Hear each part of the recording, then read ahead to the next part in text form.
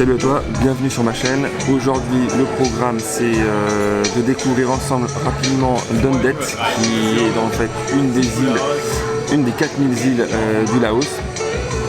J'ai pas fait de vidéo hier parce qu'en fait c'est un endroit extrêmement chill, un endroit où c'est fait vraiment pour te reposer, et je voulais prendre une journée et demie pour moi, pour pas faire de vidéos, pas me trimballer mon appareil photo et essayer de profiter un peu, de me reposer de mon passage de la frontière du Cambodge, parce que j'ai fait beaucoup de routes la veille, c'était assez compliqué.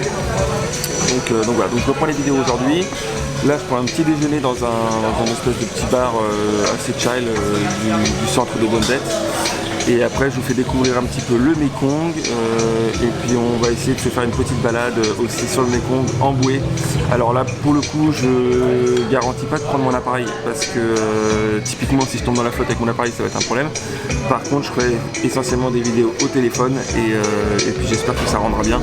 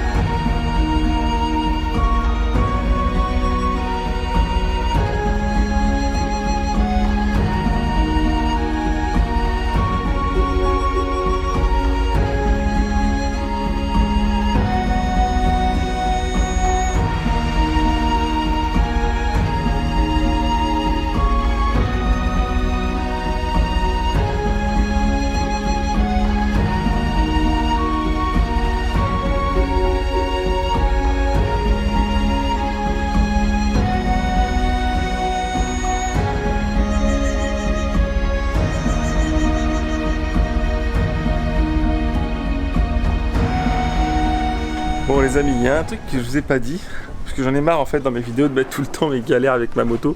Mais là il m'est arrivé un truc quand même assez marrant. Enfin pas marrant sur le coup, mais marrant avec un peu de recul. En fait, donc hier effectivement j'ai pas fait de vidéo parce que je suis parti me baigner et j'avais pas envie de me travailler mon matos, prendre le risque qu'ils prennent la flotte ou même... Enfin voilà. Donc je suis allé me baigner dans le Mekong, dans une cascade. Et en fait, j'ai perdu mes clés de moto et la clé de ma chambre dans l'eau. Voilà. Donc en fait, je me suis retrouvé bloqué à environ 3 km de mon bungalow sans clé de moto, sans pouvoir la démarrer. Donc en fait, j'ai pas paniqué parce que, enfin, voilà, c'est fait. Qu'est-ce que tu veux faire? De manière paniquée n'arrange jamais les choses.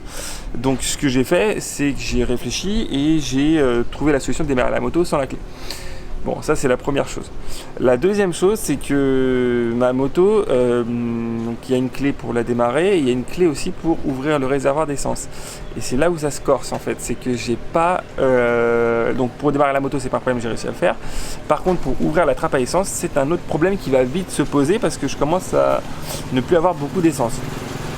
Donc, le plan, c'est, je pense, pouvoir faire sauter le verrou de façon un peu smart, un peu intelligente, c'est-à-dire sans tout défoncer en fait, en essayant simplement de casser la serrure à l'intérieur ou alors de la retirer.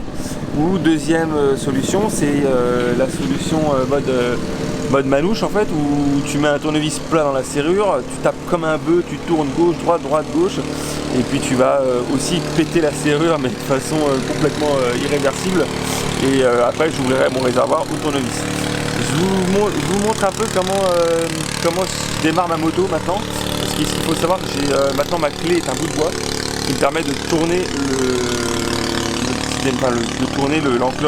l'encloche qui permet de mettre le contact. Donc voilà, donc c'est un peu la petite histoire assez marrante qui m'est arrivée hier. Et là aujourd'hui, donc là je me dirige vers le petit village de Don Det où je sais qu'il y a quelques petits mécanos mais très rapides, où je vais pouvoir leur emprunter un tournevis pour essayer de forcer mon réservoir d'essence. Donc je vais vous montrer tout ça en vidéo, je pense que ça va être assez marrant.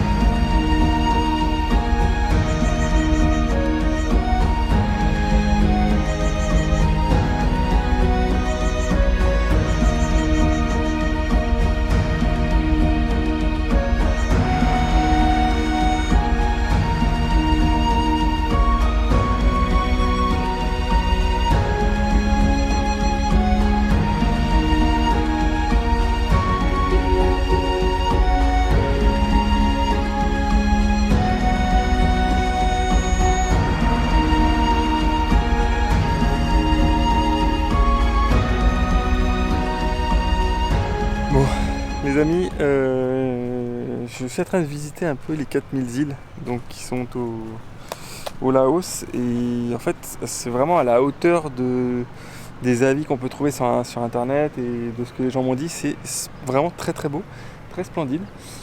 En plus c'est mignon, en fait c'est un endroit mignon, c'est un endroit ouais, c'est un endroit où tu te sens un peu à la maison. C'est marrant parce qu'en fait t'es sur une espèce de ces petites îles.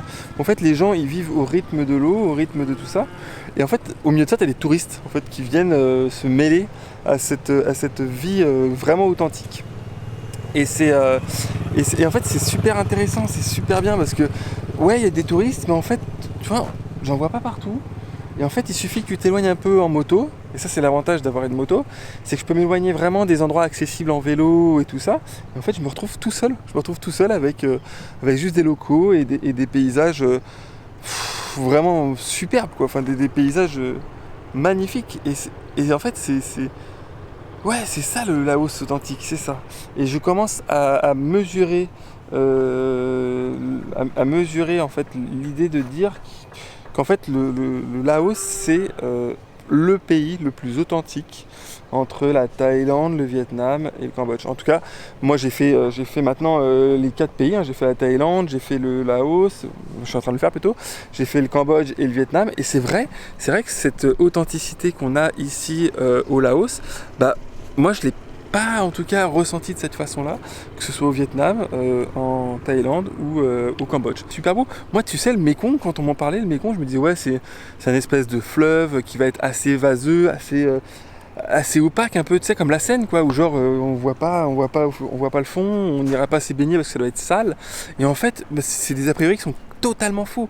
Le Mékong, tu peux te baigner dedans, tu vois, typiquement ici il n'y a aucun problème à se baigner, c'est super propre. En tout cas je vois pas du tout enfin en tout cas tu vois à travers quoi, l'eau est claire, il n'y a pas trop de déchets, donc c'est franchement c'est ultra appréciable. Qui dit qu'un jour qui m'aurait dit qu'un jour je me baignerais dans le Mékong quoi, enfin qui m'aurait dit ça avant que je vienne découvrir ces 4000 îles, je t'aurais dit mais non, bien sûr que non, j'ai pas envie de choper une saloperie. Et en fait ce sont des a priori, tu vois, que tu peux avoir avant de voyager. Et c'est pour ça j'insiste énormément sur le fait que ok, basez votre voyage peut-être sur des commentaires, sur des avis, mais surtout faites votre propre expérience. Et c'est vraiment en faisant votre propre expérience que vous pourrez être capable de dire oui ici j'aime pas, oui ici j'aime bien, oui ici ça. Voilà, ne vous fiez jamais à ce qu'on dit sur internet. Tous les avis sont subjectifs. La majeure partie des avis qu'on peut trouver sur internet, ce sont des avis vraiment subjectifs. Donc c'est très rare de pouvoir trouver des avis objectifs. Donc du coup, ce que moi je vous propose, c'est que si l'endroit vous tente, mais que vous êtes un peu réticent par rapport aux différents avis, franchement foncez, allez-y, essayez, découvrez. C'est ça le voyage aussi, c'est de se lancer, ne pas avoir peur de découvrir un endroit qui potentiellement pas forcément bien noté sur internet, mais qui vous tient à cœur, et voilà. Et moi c'est ma philosophie c'est de dire j'ai envie d'aller là-bas, ok, je le fais intelligemment, je me renseigne, je regarde les avis, je regarde comment je peux y accéder, quelle démarche, qu'est-ce que je dois faire, qu'est-ce que je dois pas faire. Mais quoi qu'il arrive, si j'ai envie d'y aller, j'y vais quoi. En fait c'est ça, et c'est ça la force du truc, c'est surtout voilà, c'est dans la vie c'est comme ça, on a des convictions, on a envie de faire quelque chose, on a envie d'y aller, voilà, faites-le intelligemment, renseignez-vous, mais surtout, allez-y.